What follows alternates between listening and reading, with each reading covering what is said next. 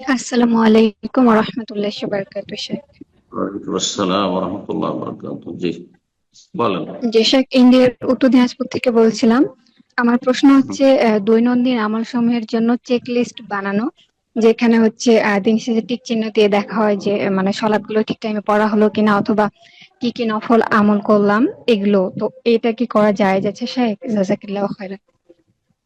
নিজে নিজে করবে, অন্য কাউকে রিপোর্ট দিতে যাবে না। কিছু সংগঠনের ছেলেমেয়েরা থাকে যারা নিজেরা সংগঠনের দায়িত্বশীলকে রিপোর্ট দেয়, এগুলো কাজ করতে যাবে না।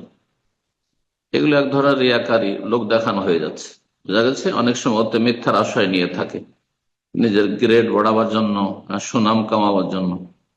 এসব না করে নিজে যদি নিজের যেমন রুটিন থাকে, দৈনিক লেখাপড়ার রুটিন রয়েছে, এবাদত বন্দেগীর রুটিন তৈরি করা যেতে পারে, কোনো অসুবিধা নেই। যে আমি এই জিকির আজকার করবো, এই সালাতুল দোহা পড়বো, তো এই করবো এতবার, এই জিকিরটা করবো এতবার, এই করবো এই সময়গুলোতে এই কাজগুলি করবো।